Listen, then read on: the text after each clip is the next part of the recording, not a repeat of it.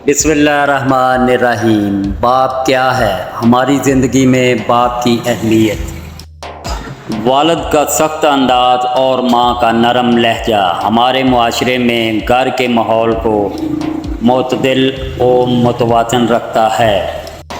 वालिद चाहे कितना ही बूढ़ा हो, घर का सबसे मजबूत सतून होता है।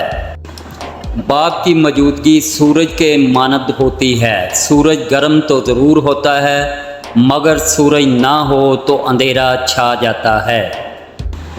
बाप का हुक्म मानो ताकि खुशहाल हो सको। बाप की सख्ती बर्दाश्त करो ताकि बाकमाल हो सको। वालिद दुनिया का वो वाहिद शख्स है जो खुद से ज़्यादा आपको कामयाब देखना चाहता है। बाप के आंसू तुम्हारे दुख से ना गिरें, वरना अल्लाह तुमको जन्नत से गिरा देगा।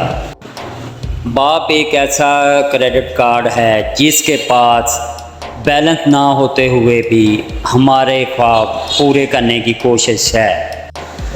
बाप की बातें गौर से सुनो ताकि दुनिया वालों की ना सुननी पड़े, और बाप के सामने नज़र झुका कर रखो ताकि अल्लाह तुमको दुनिया में बुलंद कर दे। बाप औलाद के लिए ढाल है जो कभी अपनी औलाद से गाफिल नहीं होता। बाप के साथ हुस्न सलूक करना जहाद फी सबीलिल्लाह से बढ़कर है। माँ के पाँव तले जन्नत है, लेकिन याद रखो बाप की नाराज़गी तुम्हें जहन्नम में ना पहुँचा दे। बाप एक ज़िम्मेदार ड्राइवर है जो कार की गाड़ी को अपने खून से चलाता है। बाप एक किताब है जिस पर तजर्बात तहरीर होते हैं, इसे अपने से दूर मत करो। बाप एक मुक़द्दस मुहाफ़िज़ है जो सारी ज़िंदगी ख़ानदान की निगरानी करता है।